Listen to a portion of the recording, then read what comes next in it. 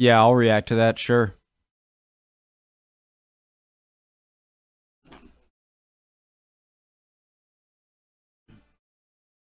Okay.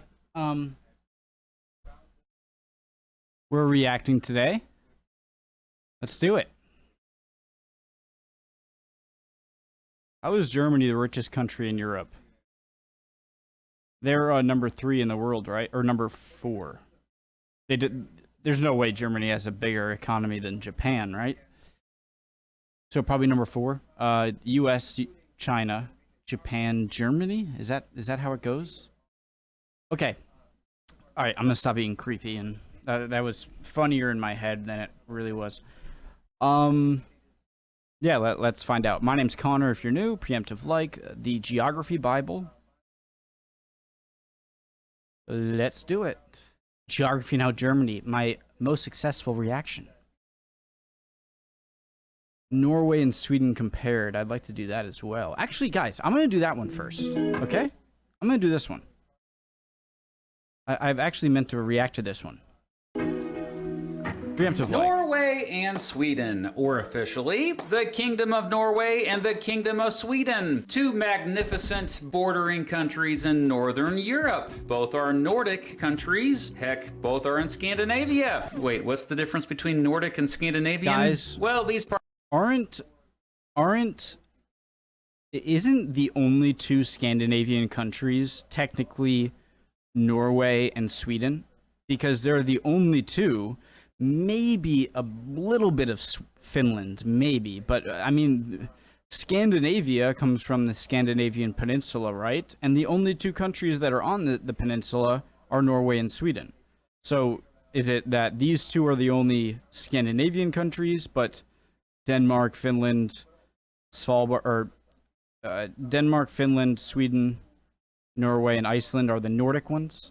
Parts of the world are all considered Nordic, while just these countries are considered part of Scandinavia. Although you could also just say, quote, Scandinavia is made up of the countries located on the Scandinavian peninsula. Well, would you look at that? Norway and Sweden make up the vast majority of the Scandinavian peninsula. Huh? Anyway, yes, both Sweden and Norway have a long shared history with strong cultural linguistic ties. Both are separated by a 1,630 kilometer border that meets up in the north, believe it or not.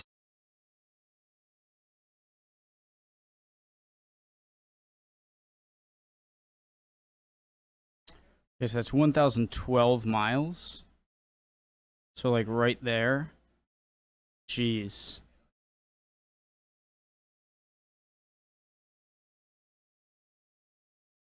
Wow, that's like traveling from here. That's like the difference from here to Disney World. Almost. So Disney World's a bit longer. So, jeez. I mean, as the crow flies. All right, back to the video. North, believe it or not, with Finland's border at a point called the three-country cairn. No, not Karen. Cairn. A cairn is a human pile of rocks meant to mark something, but this one is special. It's basically a little monument made of concrete, and it is now on my bucket list it's like to the visit Four it. Corners. Dadgummit. Anyway, Norway and Sweden are two of the wealthiest countries in the world. Both rank really high on nearly every quality of life ranking list. Both have very low poverty. In fact, even low compared to much of the rest of Europe. That's probably a big reason why both consistently rank high on the World Happiness Report each year. By the way, this year Sweden ranks number 7 and Norway ranks number 8 on it. But I'm sorry, if I'm from like the Nordic countries over here, I'm like, everyone stay out. All right, we're good, we're perfect. We've made a perfect place here. All right, leave us alone. Like that. How are they both so happy when both don't get much sunlight for half of the year? Well, here may be a few reasons why. First of all, both are generally safe places to be, although Norway has less crime overall. Related to this, both have high societal trust. Basically, most residents of both countries trust each other, man, whether they actually know each other or not. Both have strong welfare systems. More specifically, both have versions of universal health care. Related to this, both have a really high life expectancy. Both have generous maternity and paternity leave policies. Both countries offer free daycare, free preschool programs, and free college. Now, obviously, all of this great stuff isn't technically, quote, free. It's paid for by taxes, and residents of both are taxed more than residents of most other countries in the world. Can I say something that some people are going to be like, oh, somehow it's that, what was I going to say? Oh yeah, I think that these policies of, free healthcare and a powerful welfare system and, big like, I don't always like look at Norway, look at Sweden, look at Denmark when people are trying to change policies in other countries, like big policies, like some certain socialist policies. I'm not saying all socialism is. I just think that it's not a great comparison because like being like, oh, the U.S. doesn't have this stuff. Look at Sweden, Norway. Denmark, look at how good they're doing and they have all this stuff. I think that you're missing a giant problem is that look at how much they see each other as like one family, Norway and Sweden and so like they don't mind paying a lot of taxes to help out the fellow Swede or Norwegian. It's just not like that over in the US, like we don't like each other a lot and like we like each other. I hope, more than people from other countries. Like, I hope we have a bit more camaraderie. But I just don't think any of this stuff would work in the U.S. All right, you're going to yell at me. You changed my mind. I had to say that. And residents of both are taxed more than residents of most other countries in the world. That said, Norway has lower taxes than Sweden overall. In my opinion, high taxes are not a reason to be happy, but most in both countries seem okay paying those taxes. The cultural practices as well as economic and social policies of both countries are often called part of the, quote, Nordic model, which not only includes a broad guarantee of certain public services, but also includes having strong unions, collective bargaining, and social corporatism. Social corporatism, aka the S word. A social democratic corporatism is basically a partnership between the workers and those who own the capital. It's not so one-sided like it is in most other countries, with the interests of capital having most of the power over the labor. Both countries have unitary parliamentary constitutional monarchies. That was a mouthful. And yep, both have I saw this video. It was good. Had royal families going back more than 1,000 years. Oh yeah, let's get into some history. Cool beans? Humans have lived on the Scandinavian peninsula as far back as maybe 14,000 years ago. We have lots of... What?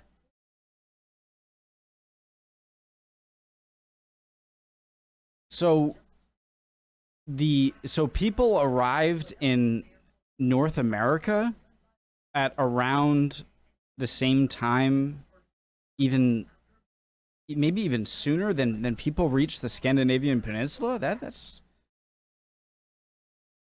of artifacts that show the peninsula was thriving during the Bronze Age. But then the climate started changing and many started migrating. After this, many of them regularly interacted in productive ways and counterproductive ways with the Roman Empire to the south. By the early Middle Ages, a group had emerged on the peninsula known as the Norse. Yes, Vikings. No, there is no evidence that Vikings really wore horned helmets like that. They look cool. And not all of them were warriors, but yes, they took to the sea, out to explore and often conquer, becoming expert sailors and navigators in their long ships. They raided, pirated, but also traded, so it wasn't all bad. I find this so cool how the Volga River and the Dnieper River connect to the Caspian and to the Black Sea, and so people like Vikings were able to traverse that down and actually contact with these people.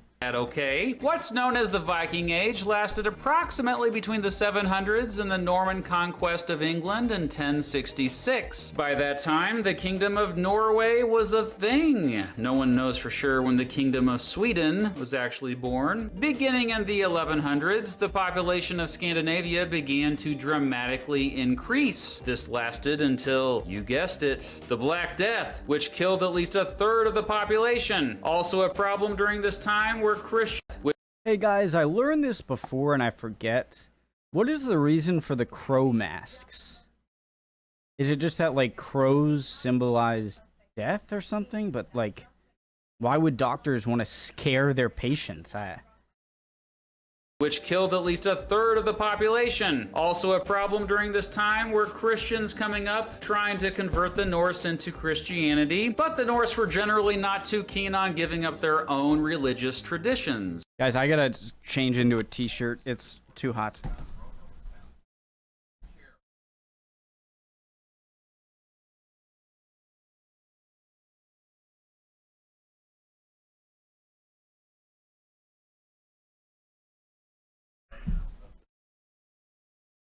A bunch of those unique Stav churches were built during this time. Most of the few that remain today are in Norway. In 1397, Sweden and Norway joined forces as part of the Kalmar Union. The two kingdoms shared a monarch, along with the Kingdom of Denmark, off and on. Guys, I always confuse Kalmar and Vasa. So Vasa is a house in Sweden, and the Kalmars are also outside of Sweden. Until 1523. Sweden broke away that year under the leadership of Gustav Vasa, who helped bring the Protestant Reformation to Sweden, breaking away from Roman Catholic rule and nationalizing their holdings. Today, he's often considered the father of modern Sweden. Meanwhile, Norway stayed with Denmark. During the 30 Years' War, Norway and Sweden found themselves fighting each other. Sweden played a significant role in that bloody war, famously under the leadership of Gustavus Adolphus. My the boy. Swedes basically saved the Protestant cause and weakened the Habsburg Catholic coalition. And The Chad of the 30 Years' War. there were also multiple direct wars between Denmark, Norway, and Sweden. Why haven't you guys been recommending these wars? Kalmar War, I don't think I've seen. Dano-Swedish War, the Torstenson War? Any videos Throughout the on that stuff? 1600s. The last wars ended by 1660, and after some treaties, we got much of the modern borders of Norway and Sweden. Guys, if anyone has any cool links to videos about those three subjects, if you could put them in the comments or on the Discord, I'd really appreciate it. For the rest of the 1600s and into the 1700s, Sweden was a great European power. This is when they began to establish colonies around the world. That said, it had mostly an agricultural economy and ultimately lacked the resources to stay a world power for too long. Sweden and Norway once again found themselves at war with each other in the Great Northern War, which lasted from 1700 to 1721. This war actually ended with the defeat of Sweden, and Sweden. To be honest, guys, I have... My opinion of this man is in the making. I don't know enough. Just what he did after returning from the Ottoman Empire and getting offered an allegiance from Prussia, who I think stood a lot to lose because they didn't want to give up a territory they wanted in return, and he just ignored them and then went for Norway. I thought was a bit strange. Sweden quickly lost its world power status, as well as some of its territory, after this. But at least this marked their sweet age of liberty, a time of increased civil rights and democracy and stuff. Jump ahead to the Napoleonic Wars, which also shook up things quite a bit in Scandinavia. As a result of those wars, Sweden lost more land to Russia, and Norway was forced into a union. Bernadotte, you tremendous person. with Sweden. Norway and Sweden together again. They shared a monarch for the next 91 years. Throughout the rest of the 1800s, tough times led to hundreds of thousands of both Norwegians and Swedes moving to settle in the Midwestern United States. If you ever look at a ethnographic map of the U.S., it's like, you know, a ton of German. German is the majority of claimed ancestry in the U.S. is German, which makes sense, and even more so than English. English is there, but you look like across the map, and then you just see a whole different like splotch of like blue or whatever up here, where just all the the Nordic countries went, and it makes sense because they probably felt more at home in this climate. And you still see that legacy today, believe me. Still, by the early 1900s, both Sweden and Norway had begun modernizing. Well, especially Sweden. Both countries stayed mostly neutral in both World War I and World War II. Germany invaded and occupied Norway during the Second World War, but not Sweden. In fact, most of the refugees who fled the Nazis from Norway ended up in Sweden. Between the end of World War I and 1935, Norway had some instability with 9 different governments. After World War II, Norway helped start the United Nations, and Sweden was one of the earliest countries to join. During the Cold War, Norway joined NATO, Sweden did not. But after Russia's recent invasion of Ukraine, it's looking like Sweden will in fact be joining NATO. How's it going on in Ukraine, by the way? I've not been paying attention to the news. But after Russia's recent invasion of Ukraine, it's looking like Sweden will in fact be joining NATO soon. Welcome, in recent brothers. years, oil and good investments have helped Norway's economy zoom right past Sweden's. Today, both are 2 of the most democratic countries in the world. In fact, I'm so happy when like super competent countries like Sweden and Finland want to join. It's like, yes, please, asset.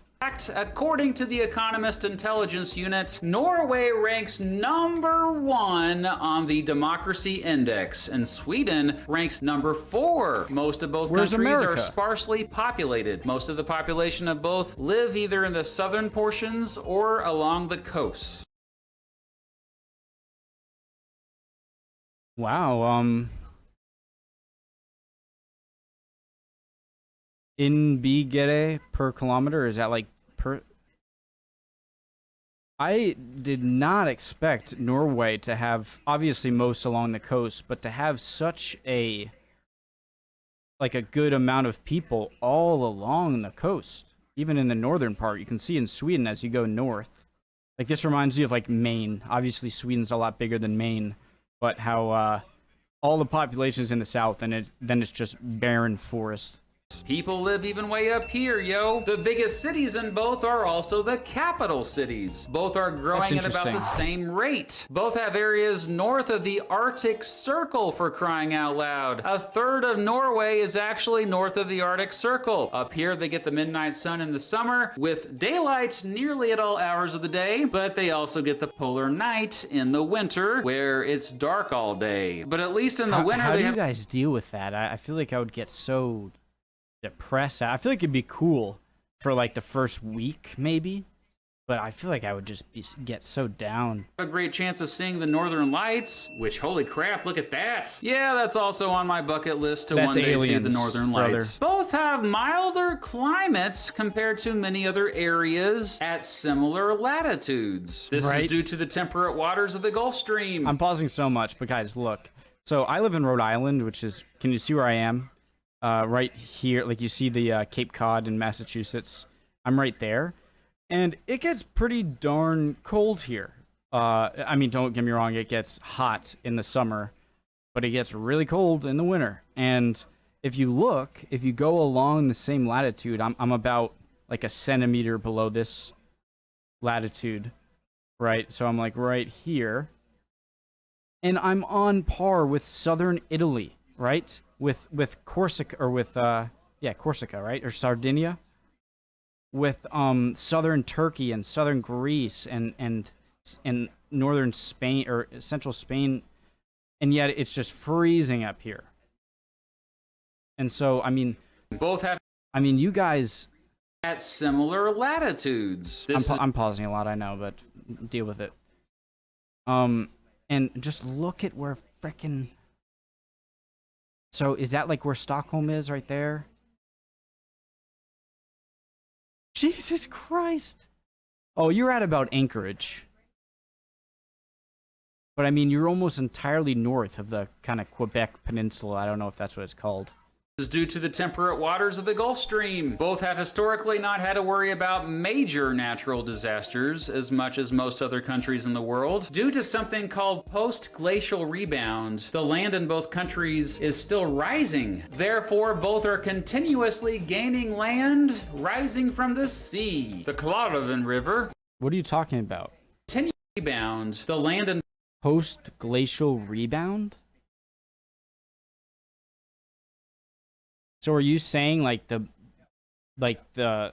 entire Scandinavian peninsula, when it was kind of crushed under ice, was like compressed like a sponge, and now that it's receded, it's kind of like coming back up to its regular? What? in both countries is still rising. Therefore, both Someone are explain that to me. continuously gaining land, rising from the sea. The Klaröven River flows through both. Both have tens of thousands of islands. Sweden's largest island is Gotland, right there in the Baltic Sea. Norway's largest island is Spitsbergen, which is part of its archipelago way up here called Svalbard. Around 3,000 folks live up in this unincorporated area that's Doesn't Norway also own like some of these islands? Svalbard. Around 3,000 folks live up in this unincorporated area that's pretty much near the top of the world. The biggest town there, Longyearbyen, is the world's northernmost settlement with at least a population of 1,000. Yeah, I was gonna say northern Greenland. Located there is the Svalbard Global Seed Vault, which will eventually store billions of seeds in case of, you know, world catastrophe. By the way, if you really want to learn a lot about Svalbard, I highly recommend Cecilia Blomda's YouTube channel. She does a phenomenal job highlighting this amazing place. Anyway, both Norway and Sweden have freedom to roam laws, which means you can camp wherever you want without asking permission as long as it's not private property. And you can set a fire wherever you want. Both are increasingly becoming more ethnically and religiously diverse in recent years. 1 out of 3 residents in Sweden have at least one parent born in a foreign country. The biggest religion in both is Christianity. That said, a sizable portion of the population have no religion at all. In fact, both are highly secular countries overall. That said, Sweden is the only Nordic country without a state church. Both countries spend a higher percentage of their GDP on education than most of the rest of the world. Both invest a lot in renewable energy. In fact, almost all both invest a lot in renewable energy. I understand wind power and water power, but solar energy? All the way up there? I feel like that just wouldn't even be even in the height of summer. I'd imagine it's not that direct sun. In fact, almost all energy in Norway comes from renewable energy sources, with hydropower making up the bulk of it. In the northern parts of both countries is the Sapmi region. Sorry, so what do they do? Is that where like natives live? So Norway has some of the biggest oil reserves in the world, right? I mean, Traditionally settled by the Sami people, but now has a more diverse group living there. Sami culture is actually quite a well-known export out of both countries. Residents of both tend to be taller on average than people in most other countries in the world. Both have what's known as the I'm like 6'5", so. Nordic model approach to prostitution, in which it's illegal to buy sex, but not to sell the use of one's own body for such services. The minimum age to drink What are you talking about? Approach to prostitution, in which it's illegal to buy sex, but not to sell the use of one's own body for such service. What? So Illegal to buy sex, but not approach to prostitution. So it's illegal to buy sex, but it's not illegal to sell sex? So who's buying what they're selling?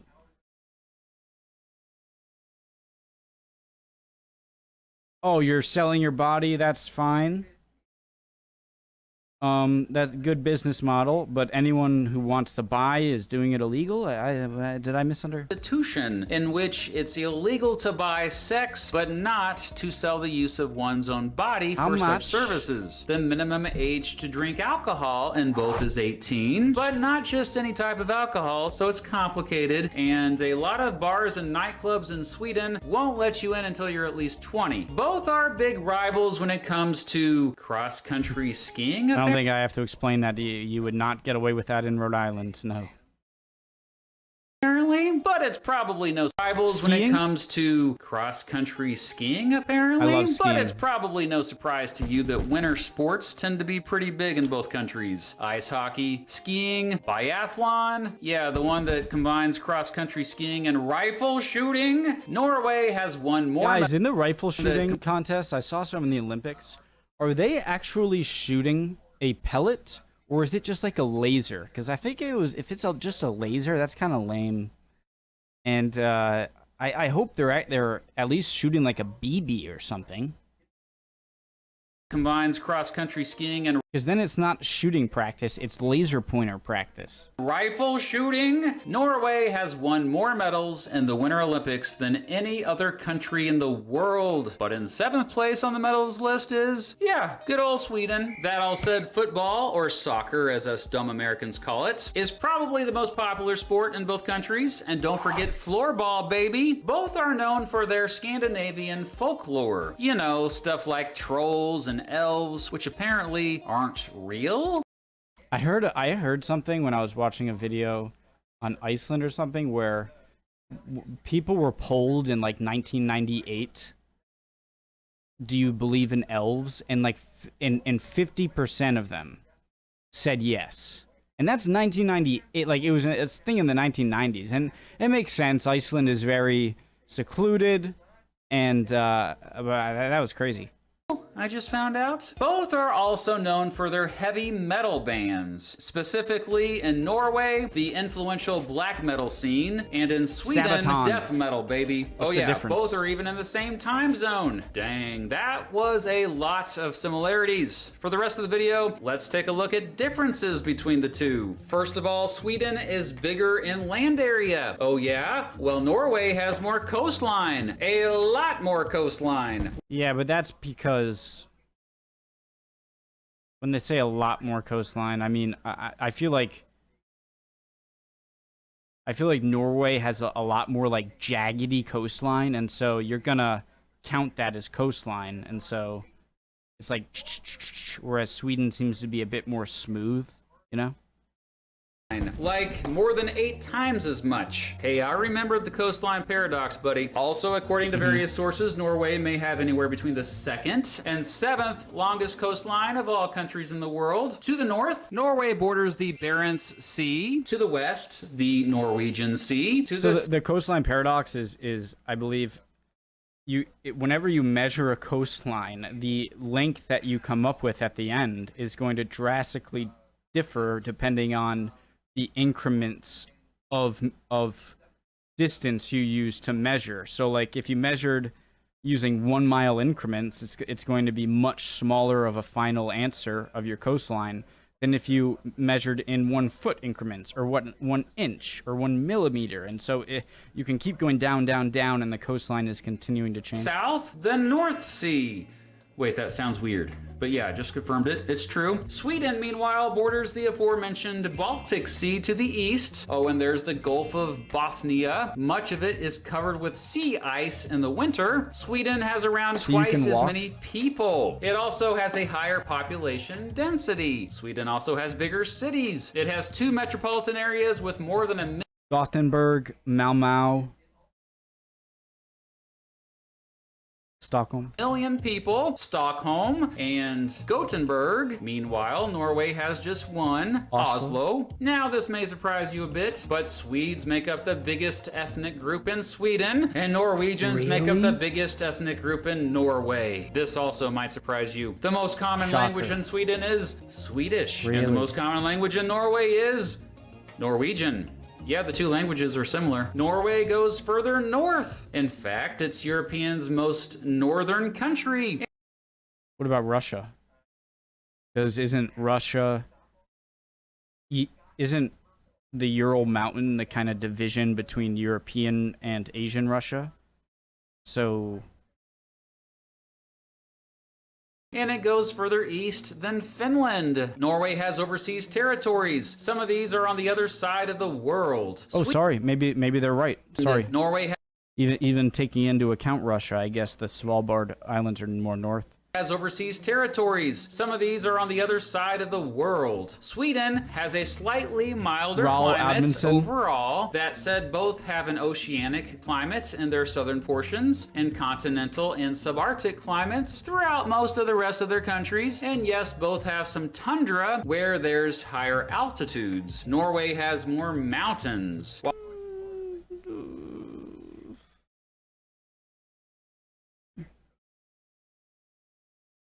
That'd be a cool bridge to jump off right there.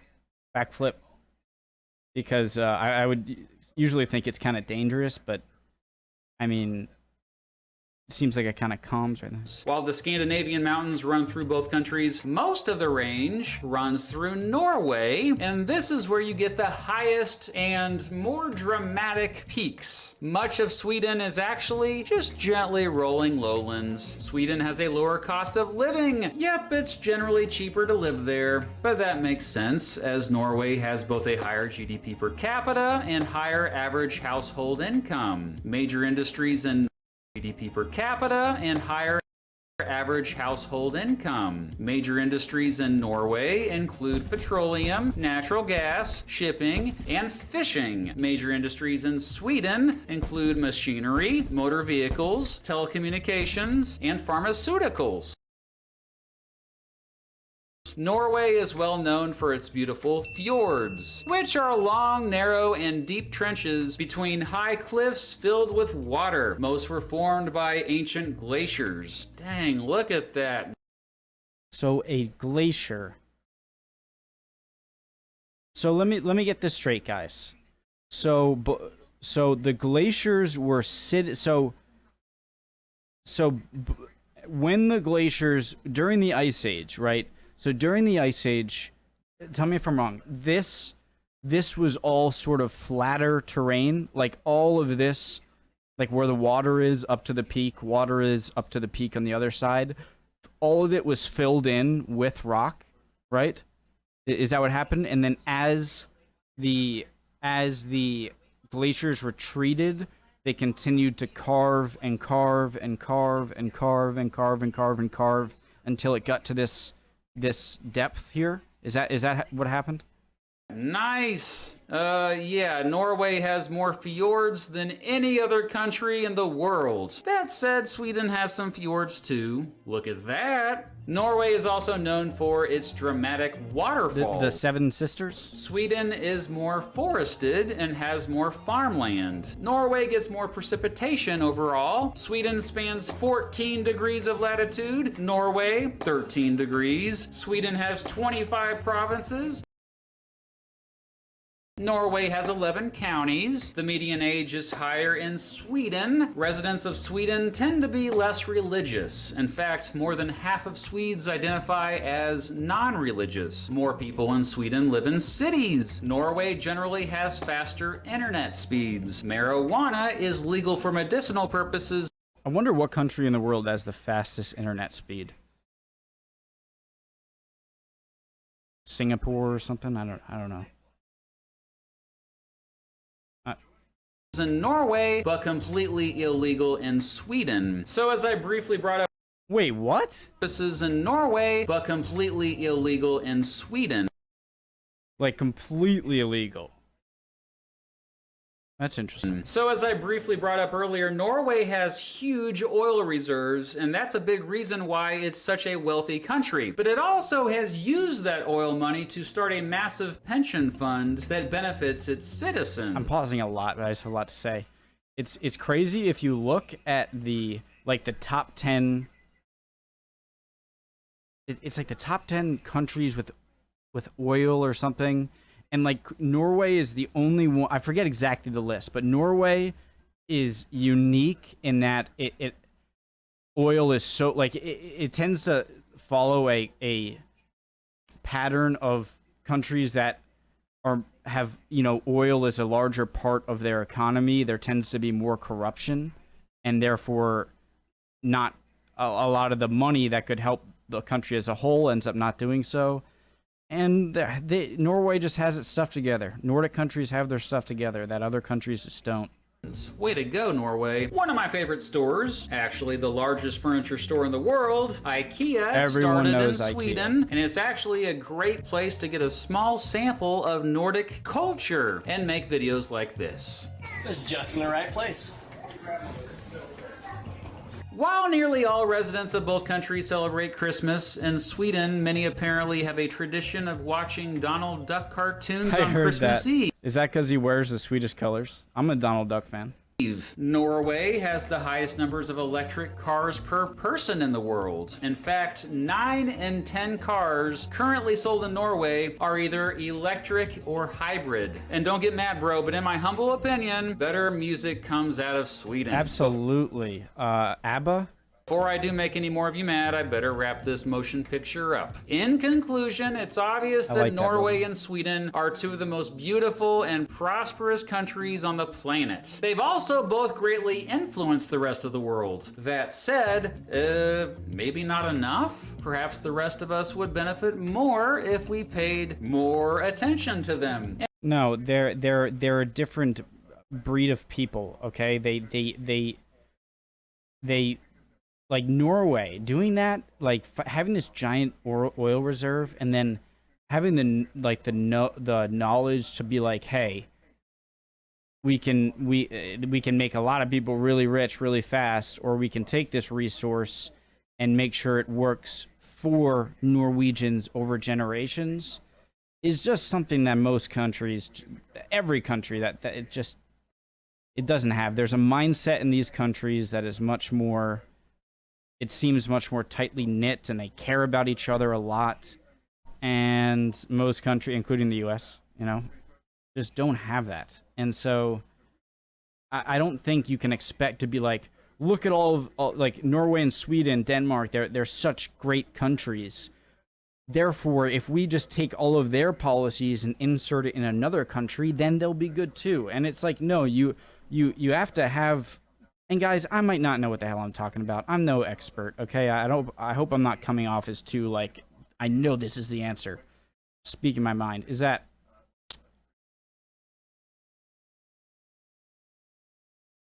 What was I going to say?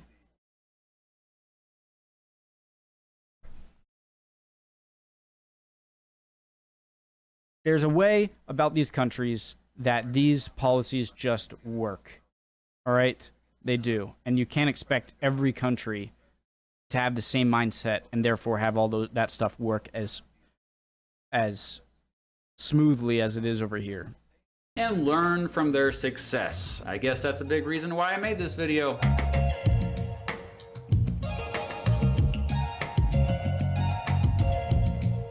A Norwegian ship called Endurance sailed out of Norway for Antarctica. I think he's mixing up the name with Shackleton's ship. Or was that also Roald Amundsen?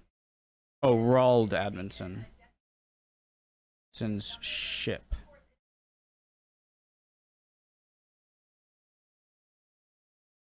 The Endurance ship. Norway.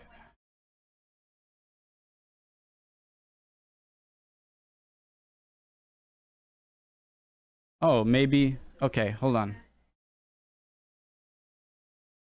A Norwegian ship called Endurance sailed out of Norway for Antarctica in 1912.